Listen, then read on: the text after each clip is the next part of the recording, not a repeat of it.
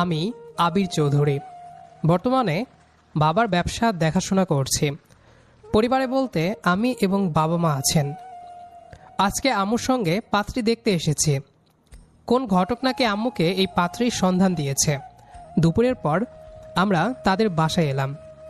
বসার ঘরে ঢুকে মা আর আমি সোফায় বসলাম। পাত্রীর নাম হচ্ছে নীলা। সে সামনে বসে আছে আর আশেপাশে তার পরিবারের লোকজন। আজকে অফিসে একটা মিটিং আছে। আমি দেখব ভেবেছিলাম, কিন্তু আব্বু বললেন তুমি মেয়ে দেখতে যাও, বাকিটা আমি দেখে নিব। তাই আম্মু এবং আমাকেই আসতে হলো। এইটা প্রথম না, এর আগেও একটা মেয়ে দেখেছিলাম, তবে কোনো এক কারণে কথা আর এগোয়নি। হঠাৎ আম্মু আমার কানে আস্তে করে বললেন, মেয়ে দেখতে তো ভালোই লাগছে, শান্ত শিষ্ট ও মনে হয়। আমি হালকা মাথা নেড়ে নীলার দিকে তাকালাম। তখনই নীলার বাবা বলে উঠলেন, আপনাদের কিছু জিজ্ঞেস করার থাকলে মেয়েকে করতে পারেন। তা মা, তুমি কিসে পড়ো? নীলা চোখ নামানো অবস্থায় ধীরে বলল, জি, মাস্টার্স শেষ করেছি আর বর্তমানে বাসায় আছি। মাশাল্লাহ মাশাল্লাহ, মেয়ে তো তাহলে শিক্ষিত। সাথে মা আরও বলল, তা সংসার সামলাতে পারবে তো? নীলা সরাসরি উত্তর দিল, জি, রান্নাবান্না করতে জানি, তবে নতুন কিছু শেখার চেষ্টা করি সবসময়। তাহলে তো ভালোই। দেখো মা, আমার ছোট পরিবার। আমি, আমার ছেলে আবির আর তার বাবা। আমরা বৃদ্ধ মানুষ, কখন কি হয়ে যায় বলা যায় না। তাই চাচ্ছি ধীরে ধীরে সংসারটাকে বুঝিয়ে দিতে। তা বাবা আবির, তুমি কি করছো? জি, পড়াশোনা শেষ করে এখন নিজস্ব ব্যবসা দেখাশোনা করছে। তাহলে তো ভালোই। তারপর একটু থেমে আবারও বললেন, ইনশাল্লাহ আমার মেয়ে পারবে। সব কাজকামি শিখিয়েছে ওকে ওর মা। তারপরও যদি কোনো ভুল ত্রুটি হয় তাহলে আপনারা শিখিয়ে দিয়েন। আপনি কোনো চিন্তা করবেন না ভাইজান, আমার কোনো মেয়ে নেই। নীলাই আমার মেয়ে হয়ে থাকবে সারা জীবন। আবির, তোমার যদি কোনো প্রশ্ন থাকে তাহলে করতে পারো। আমি একটু ভেবে বললাম, বিশেষ কোনো প্রশ্ন নেই, তবে একটা জিনিস জানতে চাই, আপনি কি বিয়ের পর চাকরি করতে চান, নাকি না করলেও সমস্যা নেই? নীলা কিছুক্ষণ ভেবে বলল, আমি চাই কিছু একটা করতে, তবে সংসারের কাজ করে সামলানো সম্ভব হলে তবেই করব, আপনার যদি সমস্যা না থাকে। না, আমার কোনো সমস্যা নেই। আমাদের দিক থেকে কোনো আপত্তি নেই। এখন বিয়ের ব্যাপারে আপনাদের মত কি? আমি চাই না আর দেরি করতে। যত দ্রুত সম্ভব ঘরের লক্ষ্মীকে ঘরে তুলতে চাই। নীলার বাবা গম্ভীর গলায় বললেন, আমাদেরও কোনো আপত্তি নেই, যেহেতু সব দিক দিয়েই পারফেক্ট। জি ভাইজান। তাহলে আগামী মাসের শেষের দিকে একটা ভালো তারিখ আছে, যদি আপনাদের সুবিধা হয় তাহলে সেটাই ঠিক করা যাক। আমি আম্মুর দিকে তাকালাম। আম্মু আমার চোখের ইশারায় বুঝে ফেললেন। আমাদেরও কোনো আপত্তি নেই। আমি আস্তে বললাম, আমারও কোনো সমস্যা নেই। তাহলে ঠিক হলো, আগামী মাসের শেষ সপ্তাহ বিয়ে হবে। আম্মু খুশি গলায় বললেন, আলহামদুলিল্লাহ, তাহলে আমরা প্রস্তুতি শুরু করি। নীলা তখনও চুপচাপ বসেছিল। একসময় আস্তে করে আমাকে উদ্দেশ্য করে বলল, আশা করি আপনি আমাকে বুঝবেন। আমি সরাসরি তার দিকে তাকিয়ে হেসে বললাম, চেষ্টা করব। পাত্রী দেখার পর থেকেই দুই পরিবারে যোগাযোগ বেড়ে গেল। বিয়ের তারিখ ঠিক হওয়ার মাঝে মাঝে ফোনে কথা বলতাম নীলার সঙ্গে। প্রথম দিকে ও আমাকে আপনি এবং আমি ওকে তুমি করে বলতাম। একদিন রাতে ফোনে, আপনি কি খুব ব্যস্ত থাকেন অফিস নিয়ে? বেশিরভাগই থাকি, তবে তোমার সঙ্গে কথা বলার জন্য সময় বের করার চেষ্টা করি। ভালো লাগলো শুনে। আচ্ছা, তুমি কি বাইরে কোথাও যেতে চাও আমার সঙ্গে? নীলা কিছুক্ষণ চুপ থেকে বলল, চাই, তবে বাসায় জানাতে হবে। নিশ্চয়ই, আমি অথবা আম্মু কল দিয়ে তোমাদের বাসায় জানিয়ে দিব। তাহলে আর কোনো সমস্যা নেই। কিছুদিন পর আমি নীলাকে নিয়ে গেলাম বইমেলায়। প্রচুর ভিড়ের কারণে পা ফেলা যাচ্ছে না। নীলা আমার হাত শক্ত করে ধরে বলল, আপনি যদি হাত ছাড়েন তাহলে আমি হারিয়ে যাব অনেক ভিড়ে। হাত ছাড়বো না, তুমি নিশ্চিত থাকো। এভাবেই ঘোরাঘুরি বাড়তে লাগলো। মাঝে মাঝে আমি অফিস শেষে ওকে নিয়ে যেতাম ছোট্ট কোনো রেস্টুরেন্টে। দুজনে কিছু সময় কাটাতাম, গল্প করতাম। ধীরে ধীরে সম্পর্কটা স্বাভাবিক হতে লাগলো। একে অপরের প্রতি আলাদা অনুভূতি কাজ করতে লাগলো। একদিন হাঁটতে হাঁটতে নীলা বলল, আপনি কি মনে করেন আমি সংসার সামলাতে পারবো? মনে হয় তুমি পারবে, কারণ তোমার মধ্যে চেষ্টা করার ইচ্ছে আছে। আপনি পাশে থাকবেন তো? ইনশাল্লাহ থাকবো। দিনগুলো দ্রুত কেটে যাচ্ছিল। আত্মীয় স্বজনের ব্যস্ততা, বাজারঘাট, জামাকাপড় কেনা, সব মিলিয়ে বিয়ের প্রস্তুতি চলছিল। এর মধ্যেই আমি আর নীলা কয়েকবার দেখা করেছি। প্রতিবার দেখা করার পর মনে হতো আমরা ধীরে ধীরে একে অপরের কাছে হয়ে যাচ্ছি। বিয়ের আগের শেষ ফোনালাপে নীলা বলল, কালকে তো আমার জীবনের সবচেয়ে বড় দিন। ভয়ও লাগছে, আবার আনন্দও হচ্ছে। ভয় কিসের? কাল থেকে তুমি আমার সংসারের একজন হয়ে যাবে। যদি কখনো ভুল হয় তাহলে ভুল বুঝবেন না তো? বুঝবো, তবে ভুল নয় তোমাকে। আমার কথায় নীলা হেসে উঠল। লাইনটা বলে আমি অনুভব করলাম বিয়ে মানে শুধু নতুন শুরু নয়, একে অপরকে বোঝা আর পাশে থাকার প্রতিশ্রুতিও। বিয়ের দিন সকালে আমি বর্ষেজে বের হলাম। আত্মীয় স্বজন, বন্ধু বান্ধব সবাই আমার চারপাশে। সাদা এবং লাল শেরওয়ানি আর মাথায় পাগড়ি। আয়নায় তাকিয়ে নিজেকেই কিছুটা অপরিচিত লাগছিল। আম্মু এসে আমার কাঁধে হাত রেখে বললেন, আল্লাহ তোমাদের জীবনটা সুখের করুক। দুপুরে আমরা নীলাদের বাসায় পৌঁছালাম। ঘর ভর্তি অতিথি, আলো, সাজসজ্জা, সব কিছু নিয়ে জমজমাট পরিবেশ। আমি মঞ্চে গিয়ে বসলাম। কিছুক্ষণ পর নীলা আসলো, লাল বেনারসি পরে বউ সাজে। আমি ওকে এক ঝলক দেখে থমকে গেলাম। কিছুক্ষণ আগেও যে মেয়েটা অচেনা ছিল, সে আজ আমার অর্ধাঙ্গিনী হবে। কাজী সাহেব এসে আমাদের বিয়ে পড়িয়ে দিলেন। প্রথমে আমি এবং পরে নীলা কবুল বললাম। মুহূর্তে সবার মুখে আলহামদুলিল্লাহ ধ্বনি উঠল। আমি মনে মনে বললাম, এখন থেকে শুরু হলো নতুন পথ চলা। তারপর ছবি তোলার পালা। আত্মীয় স্বজন, বন্ধু, দুই পক্ষের সবাই এসে ছবি তুলছিল। আমি আর নীলা পাশাপাশি বসে থাকলাম। মাঝে মাঝে ওর চোখে চোখ পড়ছিল। দুজনে শুধু ছোট্ট একটা হাসি দিচ্ছিলাম। সব আনুষ্ঠানিকতা শেষ করে আমরা বাসায় ফিরলাম। আম্মু দরজার সামনে দাঁড়িয়ে বললেন, আমার বৌমা এসেছে, এখন ঘরটা পূর্ণ হলো। ভাবিরা আমাকে সামান্য ঠেলাঠেলি করে বাসর ঘরে ঢুকিয়ে দিল। ঘরের বাতির থেকে নরম আলো ছড়িয়ে পড়ছিল। চারপাশে ফুল আর হালকা সজ্জা। ঘরের মধ্যে একটু উত্তেজনা, একটু লাজ, সব মিলিয়ে এক অদ্ভুত অনুভূতি তৈরি হয়েছিল। আমি ধীরে ধীরে এগিয়ে গেলাম। নীলা আমার কাছে এসে সালাম করল। আমি একবার তাকে দেখলাম, হালকা হেসে বললাম, তোমার জায়গা পায়ে নয়, আমার বুকে। বলেই বুকে টেনে নিলাম।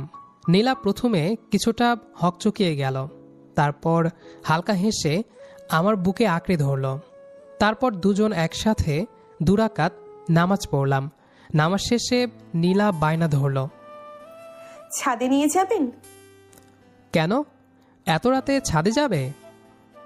চাঁদ দেখতে চাই। আমি হেসে বললাম, ঠিক আছে। আমি তাকে কোলে করে ছাদে নিয়ে গেলাম। হালকা বাতাস, চাঁদের আলো আর রাতের নীরবতা, সব মিলিয়ে মুহূর্তটা একদম নিখুঁত। আমি নীলাকে কোলে করে দোলনায় বসালাম। দেখছো, চাঁদ কত উজ্জ্বল, ঠিক তোমার মতো। আপনি সবকিছুতেই উদাহরণ দেন। তুমি পাশে থাকলে সবকিছুই সুন্দর লাগে। দুজন হাত ধরে বসে গল্প করছি। ছোট ছোট কথা, হাসি, লাজুক ধাপ। চাঁদকে দেখার মাঝে নীলা হঠাৎ হালকা করে আমার হাত ধরে বলল, আমি চাই এই রাত কখনো শেষ না হোক। আমিও চাই, তবে সময়কে বেঁধে রাখা সম্ভব না। কিছুক্ষণ পর আমি তাকে আবারও কোলে করে ঘরে ফিরলাম। চোখে চোখ রেখে কিছুক্ষণ চুপচাপ থাকলাম। যাও, ফ্রেশ হয়ে আসো, এসব পরে ঘুমাতে পারবে না। ওকে, আপনি একটু বাহিরে যান। কেন? চেঞ্জ করব তাই। আমি রুমে থাকলে কি সমস্যা? মানে আমি আপনার সামনে চেঞ্জ করব? আমি একটু দুষ্টুমি করে জবাব দিলাম, হ্যাঁ করলে সমস্যা কি? আমি তো তোমার জামাই, অপরিচিত কেউ তো আর না। নীলা চোখ ছোট করে বলল, আপনি তো দেখছি অনেক ফাজিল, আর সাথে লুচ্চাও। লুচ্চা না হলে কি আর বাবার ডাক শুনতে পাবো? এই দেখুন, আপনি কিন্তু এখন বেশি দুষ্টুমি করছেন, আর একটা কথা বললে এখন মার খাবেন। না গো, বাসরাতে কি মানুষ মার খায়? তাহলে কি খাই? আদর খাই। শয়তান বেডা, আপনি যাবেন? ওকে ওকে, যাচ্ছি, তবে শুধুমাত্র আজকের জন্য। এরপর থেকে বললে কাজ হবে না। নীলা একটা ভেংচি কাটল। আমি বাইরে চলে আসলাম। কিছুক্ষণ পর নীলা ভেতরে আসতে বলল। আমি এলাম। এসে দেখি নীলা ড্রেসিং টেবিলের সামনে দাঁড়িয়ে চুল আঁচড়াচ্ছে। পরনে একটা নীল রঙের সিল্কি শাড়ি। অসম্ভব সুন্দর লাগছে তাকে। আমি ধীরে ধীরে এগিয়ে গিয়ে ওকে পেছন থেকে জড়িয়ে ধরলাম। এই এই কি করছো কি? কেন জড়িয়ে ধরেছি? কে অনুমতি দিয়েছে? আমার বউকে আমি জড়িয়ে ধরব, তার জন্য আবার অনুমতি লাগবে নাকি? অবশ্যই লাগবে। কিন্তু আমি লাগাবো না। এটা বলেই আমি নীলার ঘাড়ে একটা কিস করলাম। নীলা একটু কেঁপে উঠল। তারপর আমি ওর চুলে নাক ডোবালাম। আহা, কি সুন্দর ঘ্রাণ তোমার চুলে। ওইটা চুল না, শ্যাম্পুর ঘ্রাণ। আর ছাড়ুন, আমি ঘুমাবো। আজকে আবার কিসের ঘুম?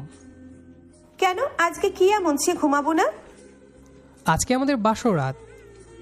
তো কোথাও কি লেখা আছে যে বাসরটাতে ঘুমানো যাবে না? উফ, তুমি এত আনরোমান্টিক কেন? অতিরিক্ত রোমান্টিক হলে ঝামেলা আছে, তাই কম থাকাই ভালো। কিন্তু আমার তো অতিরিক্ত রোম্যান্সই লাগবে। এই বলে আমি নীলাকে আমার দিকে ঘোরালাম। তারপর ওর চোখের দিকে তাকিয়ে রইলাম। এভাবে কি দেখছেন? তোমার চোখ। মনে হচ্ছে এই চোখেই আমি ডুবে মারা যাব, কারণ আমি সাঁতার জানি না। না, মরবেন না, আমি আছি তো। আমি সাঁতার জানি, তাই আপনি চাইলেও ডুবতে পারবেন না। আচ্ছা, তুমি আমাকে মন থেকে মেনে নিতে পেরেছ, নাকি আমি একটু বেশি বাড়াবাড়ি করছি? 3 কবুল বলার পর থেকেই আপনাকে আমি আমার স্বামী হিসেবে স্বীকৃতি দিয়ে দিয়েছি। আর এই বাড়াবাড়িতে কোনো নিষেধ নেই, এটা আপনার অধিকার। আমি জোর করে তোমার ওপর অধিকার খাটাতে যাব না নীলা। আমি চাই না তোমার মনের বিরুদ্ধে গিয়ে কিছু করতে। আমি জানি আমরা দুজনেই এখন একটা পবিত্র এবং হালাল সম্পর্কের মধ্যে আছি, তবে আমাকে একটু সময় দিলে। তোমার যত সময় লাগবে আমি দিব। তোমার ইচ্ছের বিরুদ্ধে আমি কিছু করব না। আপনি কি আমাকে ভুল বুঝছেন?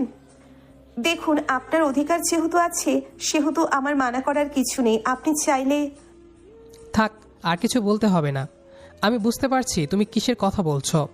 আমি নিজেও চাই না কোনো তাড়াহুড়ো করতে।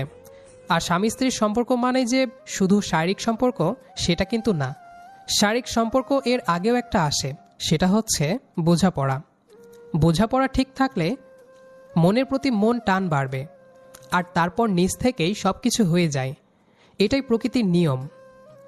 নীলা আমাকে জড়িয়ে ধরে বলল, ধন্যবাদ আমাকে বোঝার জন্য। আপনি জানেন আমি কতটা চিন্তিত ছিলাম। আরে পাগলি, কিসের চিন্তা?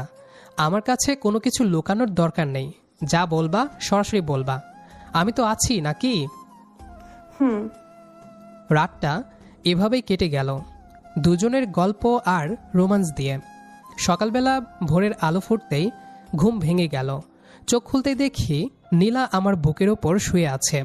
ওর এলোমেলো চুলগুলো আমার মুখে এসে বারবার বাড়ি খাচ্ছে। ভালো করে তাকিয়ে দেখলাম ও এখনও ঘুমাচ্ছে।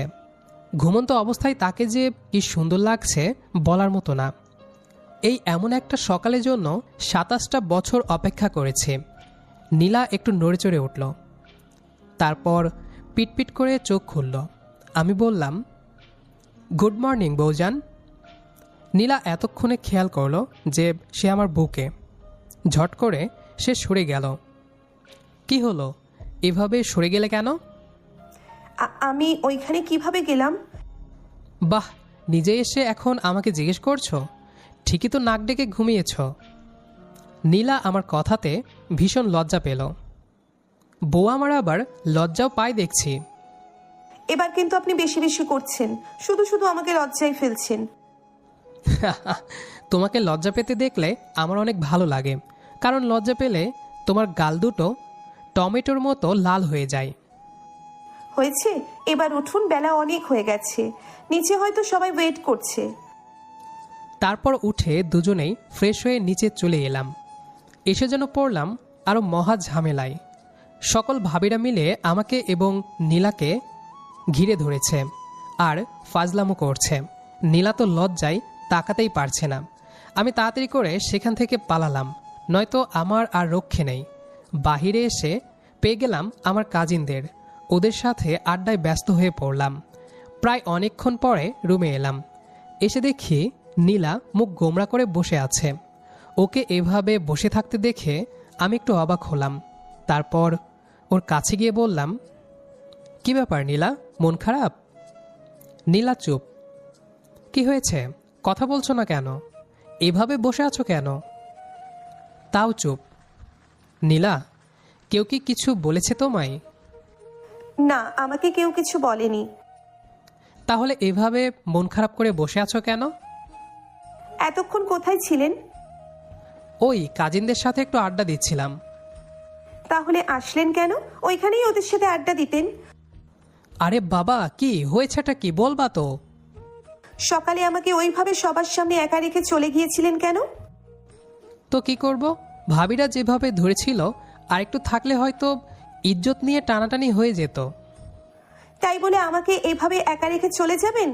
একে তো নতুন কাউকে চিনি না, তার মাঝে সবাই যেভাবে ফাজলামো করছিল, লজ্জায় তো আমি পুরো শেষই হয়ে যাচ্ছিলাম।